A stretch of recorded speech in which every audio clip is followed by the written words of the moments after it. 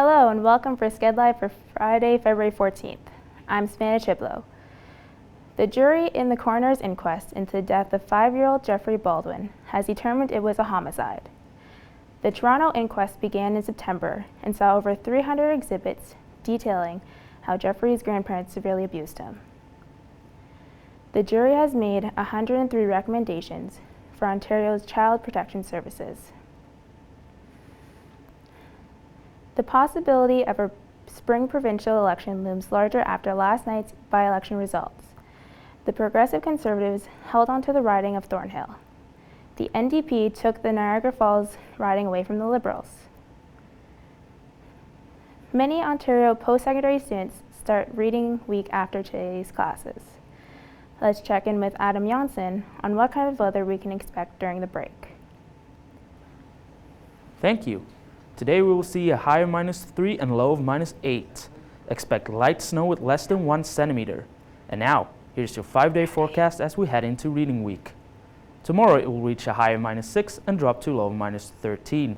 Expect scattered flurries on Sunday when the temperature will be a high of -10 and a low of -15. On Monday, the high will be -6 and the low will reach -17. Things will heat up on Tuesday as temperatures are expected to hit a high of 0 and drop down to a low of -4. There is also a chance of scattered flurries throughout the day. A touch of spring hits Toronto on Wednesday when the temperature will rise to a balmy high of 2, but the warmth will be brief. Temperatures are expected to drop to a low of -3 later in the day. A final note, to be careful out there on the roads if you're traveling east for reading week. The storm that has battered the United States is reaching into parts of eastern Ontario with snow and strong winds. I'm Adam Johnson. Now back to Skedlive. Thanks, Adam. Now for Skedlive's Olympic update with Brad McDonald and Allison Greco, reporting on location from the skating rink at Colonel Samuel Smith Park. We're here at Colonel Samuel Smith Park, and this is an update on the Olympics. Canada so far has 10 medals overall, but are in 3rd place in gold medals behind Germany and Switzerland. So Brad, tell us about the Canadian luge team. The coach of the Canadian men's relay team has said publicly that maybe there's some tampering going on from the Russian officials at the luge facility. Track temperatures last night went down while the temperature in Sochi was going up, and Canada dropped from 2nd to 4th place and didn't medal in the event. So there's a perception that maybe there is some messing around going on with the track. Allison, tell us about figure skating. Well, Brad, Patrick Chan currently sits in 2nd place behind Japanese figure skater Yashiro Hanyu. Yesterday they competed in an event where Chan got a score of 97.52, but that wasn't enough to beat Hanyu, who got a record-breaking score of 101. Today it would be interesting to see who gets on the podium because both Hanyu and Chan are competing in a freestyle figure skating event. So tell me about the track worker, the injured track worker. Oh yes. As many know, yesterday a track worker was injured at the bobsled run in Sochi. He was working on the track at the bottom. The test sled hit him. He didn't hear the alarms going off. He was airlifted from the facility. He had surgery on 2 broken legs, and it seems like he's going to be okay. And meanwhile, though, today, Canada is facing off against Austria in men's hockey. Roberto Luongo is getting a start. Matt Duchesne and PK Subban have worked their way into the lineup after sitting yesterday. Allison, tell us about our Canadian women's hockey team. Well, the Canadian women's hockey team, they are preparing for their big Monday game, but we don't know who they're facing yet because there are still 2 quarterfinal games to take place tomorrow.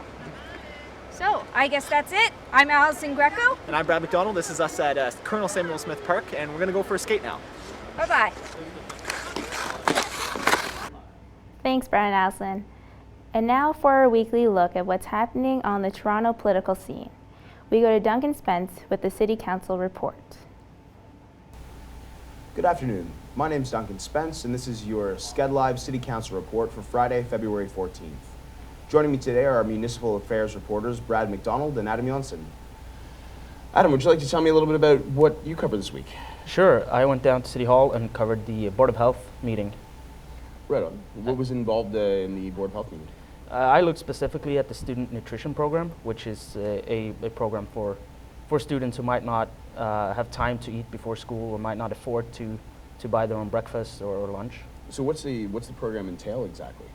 Well, this is within the program. There's 700 individual programs, or more than 700 individual programs. So a school out in Etobicoke, for example, might give away free lunches, whereas the school downtown might have free snacks for the students in the afternoon.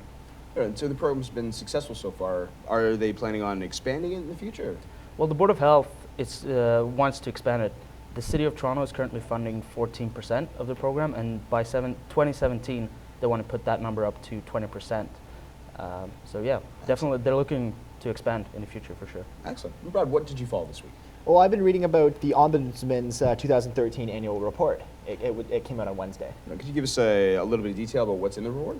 Well, from 2013, there were over 1,800 complaints, and that's a bit of a spike from last year, up 28% from 2012. And many of those complaints were about kind of customer service. That's an area that our mayor's been working at.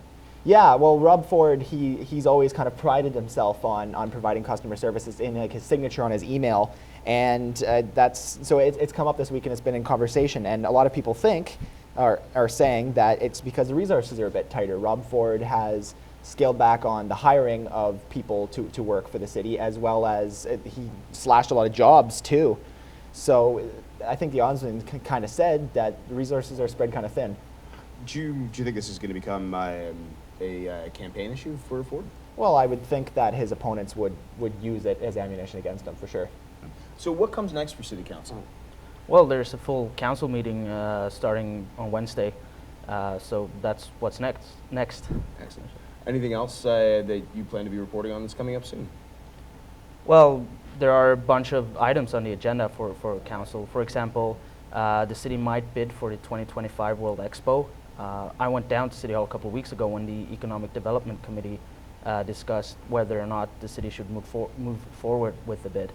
So that might be an issue that definitely we'll be reporting on the next council meeting. Thank you very much. This has been Skedlive City Council Report. My name is Duncan Spence. Our municipal affairs reporters Adam Johnson and Brad McDonald join us today. We will see you in 2 weeks. This has been Skedlive for Friday, February 14th. For complete coverage, visit skedline.com. I'm Savannah Chiblow. Until next time.